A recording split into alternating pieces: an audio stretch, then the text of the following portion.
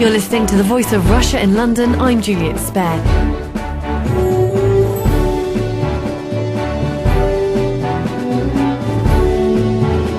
The story of dead TV star Sir Jimmy Savile's fall from grace has dominated the British press for weeks. Jimmy Savile shot to fame at BBC Radio 1 and in the hit BBC music show Top of the Pops. But it was his hit programme Jim'll Fix It, broadcast in the 60s and 70s, that propelled him on to becoming one of the most famous names on British TV and radio in the 1960s, 70s and 80s. Jim'll Fix It, which was very much family viewing, and children were encouraged to write in for Jim to fix it for them to live out a childhood dream. Sir Jimmy, as he became known after receiving a knighthood from the Queen in 1990 for his charity services, died a year ago, aged 84. Police have now begun a criminal inquiry after the former TV presenter may have sexually abused many people, including young girls, over a 40-year period and sometimes on BBC premises. They are investigating around 400 lines of inquiry, which may involve other offenders.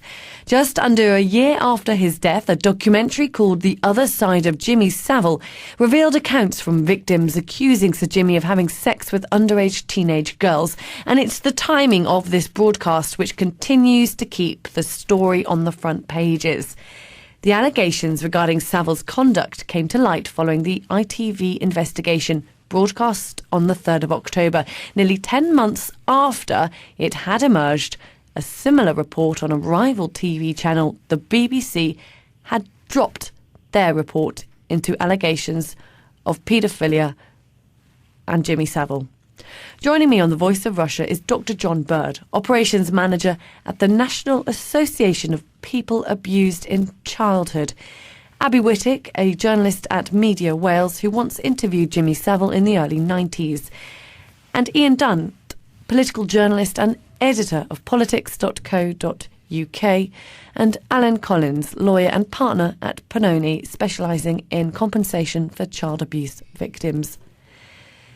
So what's the real story here? The covering up or the unearthing of a prolific paedophile? Ian, I'll start with you. The latter. Really, the most important issue that we're dealing with is how rich, successful, especially celebrities in Britain, can get away with evading a level of scrutiny in this country, due mostly to their popularity, to the deference with which they're treated in the media, and to our libel laws. And because of that, they're able to get away with some appalling crimes.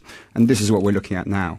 The timing of a BBC documentary, to me, takes a backseat to any of those issues. The crux of this story is the unearthing then of a paedophile who was able to get away with these crimes. Could you just talk to us about your experience, Dr. Bird?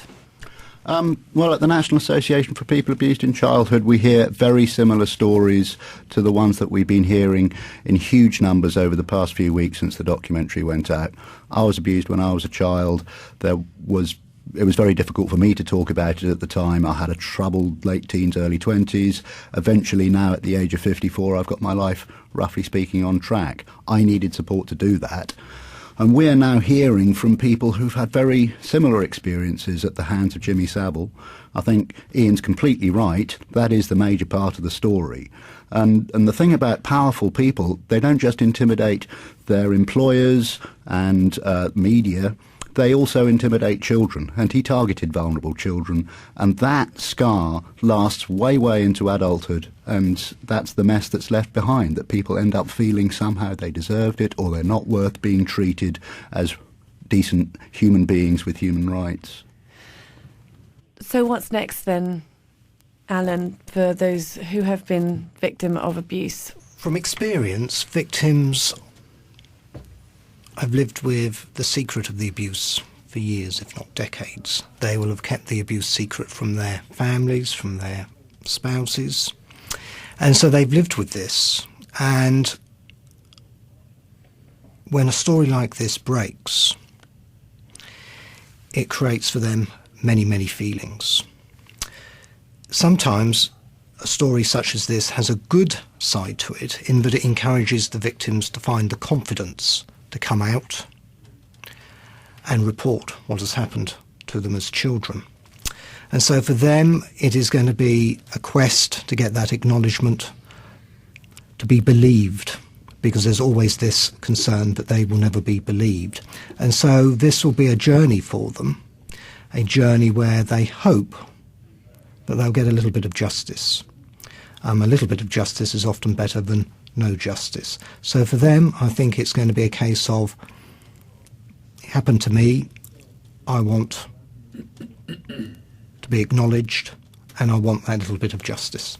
Abby, for you as a journalist in the beginning in your early career, what was it like interviewing Jimmy Savile? What were your thoughts? Yeah, I was just thinking back. It was 1989. It was the summer of 1989, and well, he was the first famous person I'd interviewed, so I was slightly nervous, and I was slightly, wondering, would he be friendly? I mean, at that stage, I'd never met a celebrity before, so I was a bit concerned. He was very friendly. He was very helpful. He didn't do anything untoward to me, but the interview was held in public outside a charity event for children with leukemia. It was in public view. I sat down on a wall next to him and interviewed him. He didn't touch me or make any untoward gestures, but I imagine I was 24. I imagine I was a bit old for him. I had no inkling of what he was doing. But when I look back now, I realise that as a teenager a few years previously, me and my friends had all found him really weird and really spooky and creepy when he used to present Top of the Pops, and we'd always, loathed him and wondered what he was doing there. And I kind of look back now and I think, why is it that, we'd clearly as teenagers clocked him as somebody deeply strange, deeply suspicious, odd, he looked odd, he wore odd clothes. No one around him, none of the adults did, nobody. I mean, we obviously didn't articulate why we thought he was weird, but we just sensed almost instinctively that there was something not very nice about him, which we expressed as, oh, he's not cool, he's just a weirdo. But, I had no adults around him suspect anything. I find it almost incredible now to believe that he did this without someone knowing, some collusion, some suspicion. And even if you have that suspicion, why not take it up? We hear from people now saying, oh, I heard this, I heard that, there were rumours. Well, as adults, wasn't it their responsibility to do something about those rumours? There were so many people hearing so many rumours. I find it really disturbing now. When you interviewed him, though, did those instincts of when you were a teenager watching him on the television not creep in and you sort of view him differently? Because no, but I was thinking about this now, and obviously it was a while ago, but no, I think I think, oh, maybe I misjudged him because he was being quite helpful and quite friendly. And of course, I didn't understand at that point that celebrities would generally be helpful if they've got something to sell. And that really, obviously he needed a nice news story about what he was doing with these kids with leukemia in Exeter. But I did actually remember thinking, oh, maybe I was being unfair to him, thinking how weird and odd he was. But obviously he had a different thing to sell on that day. He was selling to me as a journalist in my 20s, to him far too old. He was selling to me his nice persona as this charity fundraiser. And yeah, I mean, I guess I like everyone around fell for it, but I wasn't deeply involved with him. I wasn't his personal assistant or his chauffeur or a nurse or a doctor or someone who had lots to do with him. I was meeting him, for half an hour on a given day. And I can't say that I had some special antennae that told me what he was doing at all. But I find it odd that people who were more involved with him didn't suspect more, or, whatever, maybe they did suspect and didn't do anything. Thanks, Abby. That's the point. He was a charity fundraiser and therefore able to use his position as a charity fundraiser to have access to vulnerable people. So we'll go back to you, Ian, because you mentioned at the beginning about this culture of celebrity and entertaining and how people have managed to get away with this. Why was it different, say, in the 70s to now? It's not different now at all. In fact, exactly the same problems would take place as things stand. What libel does is it introduces a ferocious form of capitalism to a legal process, and that if you are richer, you are able to carry out a libel case, which, I mean, anyone on a modest income would be appalled at the prices involved, especially if you lose, and you've got no guarantee of success at all. And rich people can basically protect themselves. Let me tell you, in the typical newsroom, we sit around, and if you're about to write something about someone, the first question you'll get is, how litigious is he? It's not about how true is it. It's about how likely are they to try and sue us back. And oftentimes they're incredibly litigious. As far as I understand it, he was one example of them. So nothing's improved in that respect at all. And the British attitude towards its national treasures can often try to just create a firewall around any criticism. So in a completely different capacity, look at the way that any woman who's married a former Beatle gets treated, with a savagery and with a sort of protectiveness around the Beatle. Or if we stretch it out to a more serious territory, let's take John Peel, who was a radio DJ when I was growing up.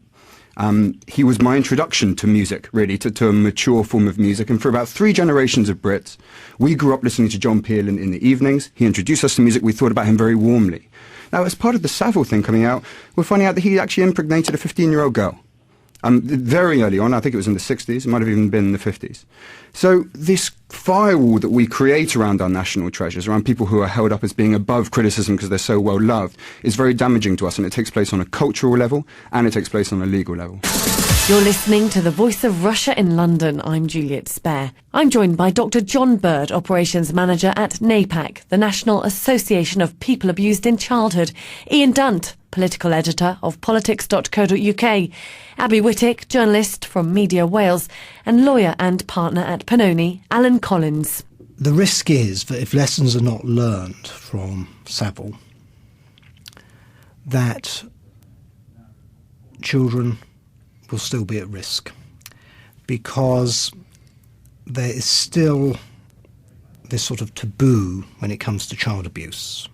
There have been improvements over the years, there's more recognition, but it's still a very sensitive subject, understandably so, but it's still a subject that people shy away from.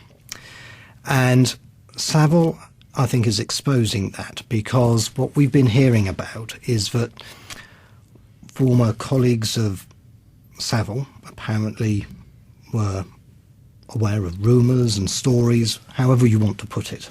So there's this picture emerging that things were known about Jimmy Savile, and that begs the question why all of this has come to fruition today when it should have come to the attention of the authorities years, if not decades ago. So I'm hoping that this debate that is now taking place here and across, the media will force not just BBC but all institutions that make up the establishment to address the fact that child abuse happens and that celebrity status is an enabler for people who want to do harm. Then, if those institutions and society are prepared to face up to that, then some good may actually come out of all the misery and tragedy that we've been hearing about.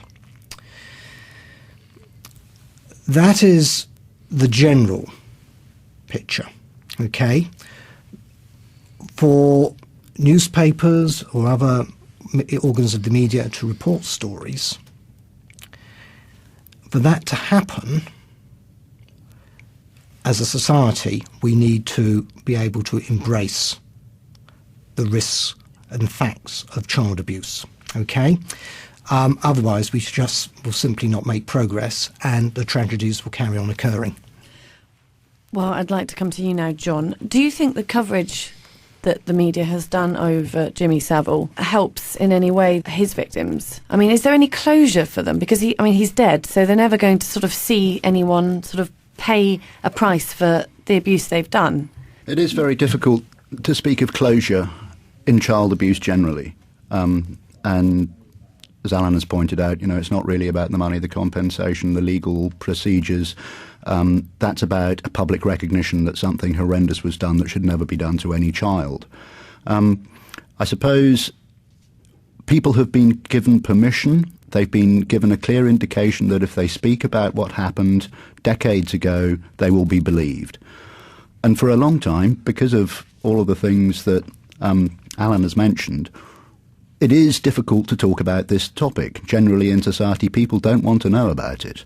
And it's a little bit too much. It's a raw nerve, I think, for everybody to think about children being abused.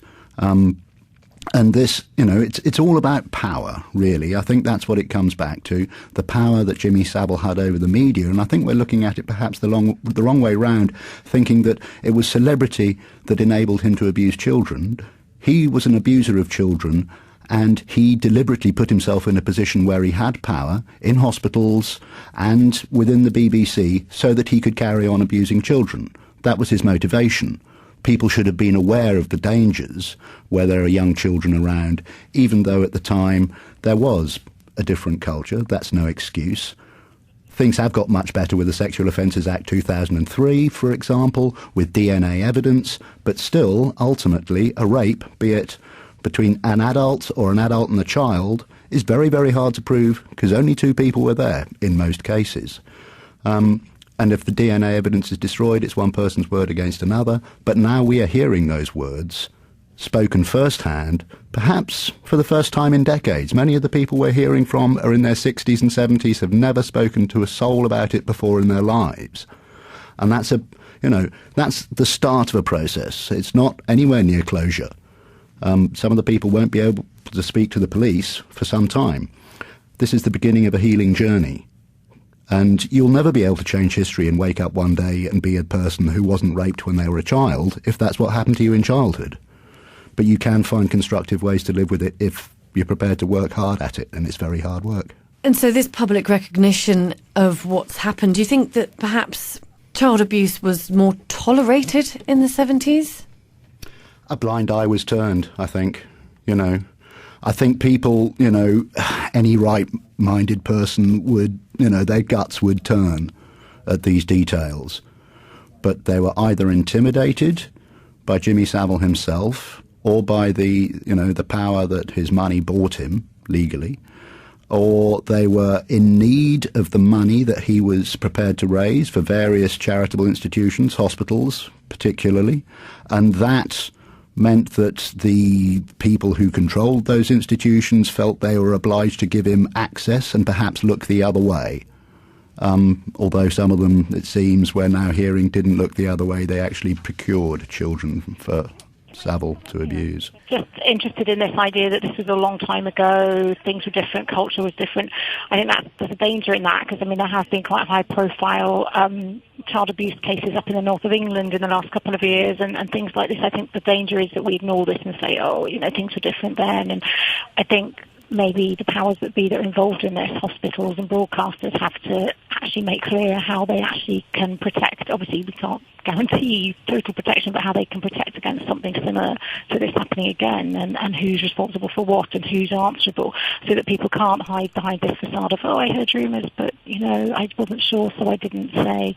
I think there should be, some action should be taken to show that they are taking measures to make sure things like this don't happen again, because there are still celebrities raising money. The Childline was advertised last night on television. There's still famous people raising money for children, not just here, but in the third world as well. And I wonder what safeguards there are in place to make sure they're not, tomorrow's Jimmy Saviles. Ian? That's undoubtedly true.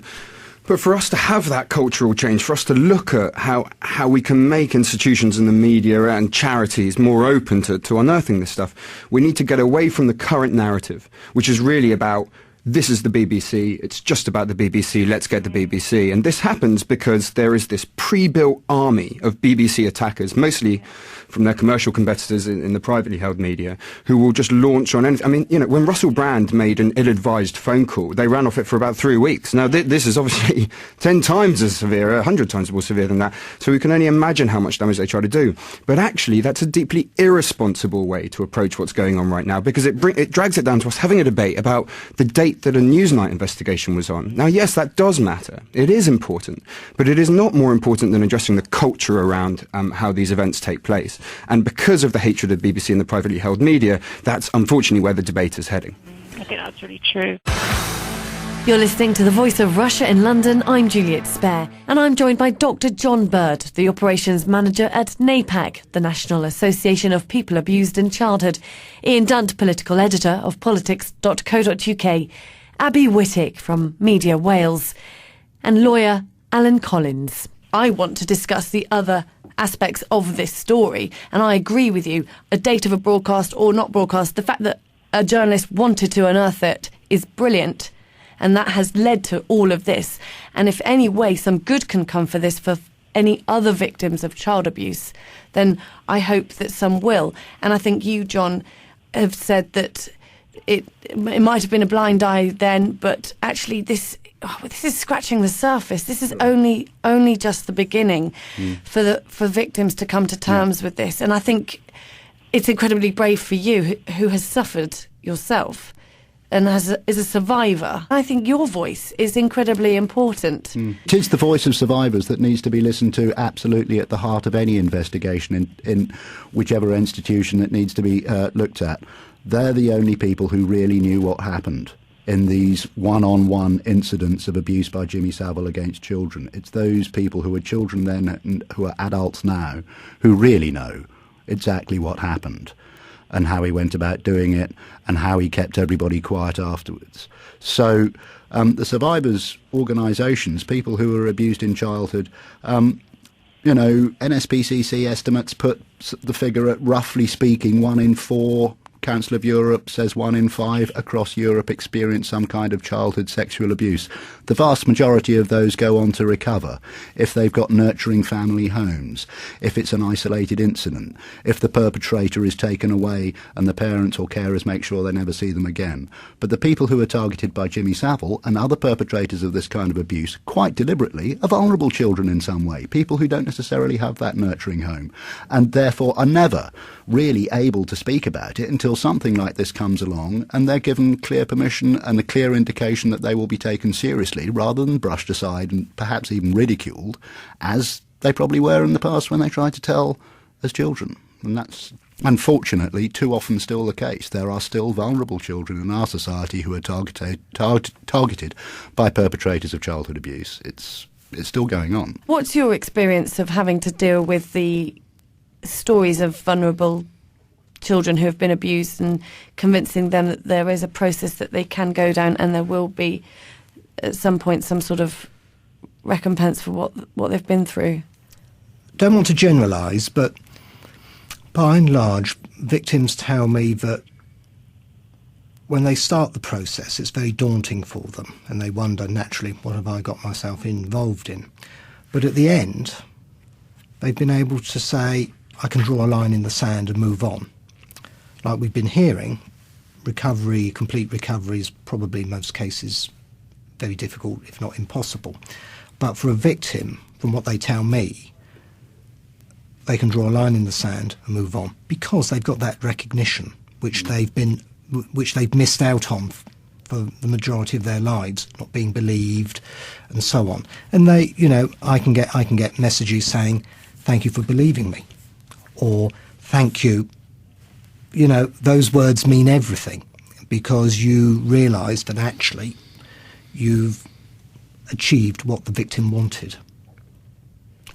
Would you agree, John? Is that actually just someone believing you? And this strikes me as that, if there's 400 lines of inquiry, a lot of people didn't believe a lot of people who had a problem with a certain celebrity. And absolutely true. Yeah, and it's the number of calls that we've answered on our support line. We normally take about 80 to 100 a week. We've done well over 200 in each of the 2 weeks, full 2 weeks since the documentary went out. The vast majority are nothing to do with Jimmy Savile or his associates. We've heard quite a lot about Jimmy Savile, perhaps 30 different either witness statements or what the police would call victim statements. We call them survivors. But the vast majority of our calls are people who have been triggered because they were abused perhaps in the 70s or a similar time, but nothing to do with Jimmy Savile. And there was an awful lot of this going on, and perhaps they did try and tell in the past and were not believed. And now, there's a charity with a national helpline number where people can ring up and be taken seriously. We can't bring a case on their behalf. All we can do is, recommend that they contact the police, and that might turn into a court case if the Crown Prosecution Service thinks that there's a strong enough case, and then there'll be a case in court, and they might get some recognition. But there's still no guarantee of that, and I think the fear that Alan is talking about that survivors first come to him with is the fear that that's there's no guarantee at the end of it that it is very hard work, and that they're likely to be challenged in court by very well-paid defence lawyers who are going to try and ridicule their evidence. And that's, again, another humiliation that survivors have to go through, which is very, very frightening, which is why we don't recommend people go through that until they're pretty resilient and tough and come to terms with the emotional realities of their current life and their childhood experience before they go into that. If you don't mind, John, you mentioned you're 54. Mm-hmm. How old were you when you were abused? I was raped by a complete stranger when I was 4 3/4 years old, playing on my own in a local park. Paid me to go into the woods with him and raped me. That was a one-off isolated incident. I ran home, told my mum all about it. She believed me, couldn't not believe me because there was physical evidence, but told me to try and forget about it. Then at the age of 8, I was sent to a boarding school that was run by a very, very sadistic abuser of children, physical abuse. He got found out and stopped when I was age 10, but, in those days there was no sort of services for children or, child psychiatry or any of that kind of stuff. You mentioned at the beginning you're 54 and only just getting your life back on track. Mm. So it just strikes me that there's a long road ahead for the enormous amount of victims from this one person. This is just the beginning of it, and we are in danger of ignoring it. The British media are in danger of ignoring the real issue here and focusing on spats and emails. Also, one has to be realistic, as I think that both the gentlemen here are being, about the process by which you go through as a victim of abuse. Our legal system, you have exactly the same problems with child abuse as you do really with rape later on. Our legal system, the standards and the principles upon which it is based, finds it very hard to deal with instances like this, partly because, as you mentioned earlier, it's the he said, she said, there's usually absence of physical evidence. And for the burden of proof, that's quite a difficult thing to show. And secondly, again, as you mentioned earlier, because of the cross-examination in court, which is often referred to as a second rape and having to relive the experience again. And we've struggled as a society with how we deal with that. I mean, on the one hand, there's arguments for, do we pull down the standards for proof in rape cases and child abuse? Or do we have to accept this quite low level of prosecution? And we have to always be honest, I think, with people that, this is a difficult area to get justice and to get recompense in that way. And we just have to sort of accept that fact as it is, as a very deeply unfortunate consequence of our legal system, which we must maintain for rather obvious reasons. Just one thing that I think that often children don't say things when something really terrible has happened, and they don't speak and they won't say things, and that maybe those sort of in positions of power and charities and broadcasters and whatever who work with them need to perhaps be, more aware of just how children communicate. I don't know how you could add that in some way, but that's something quite disturbing. Obviously, children are used quite a lot in the media and on children's programs and broadcasting generally, and in charities to fundraise. And it would be nice to know that the people working with them perhaps have more idea of how children operate. Around the world, there's going to be all sorts of people who will be hearing this kind of a story, and if they want the support, they can look on our website, www.napac.org.uk, and there's an awful lot of helpful resources for helping you on your healing journey on that site. I'd like to thank all my guests: John Bird, the operations manager at NAPAC, Alan Collins, partner at Pannoni, Ian Dunt, political editor of politics.co.uk, and Abby Whittock, journalist from Media Wales.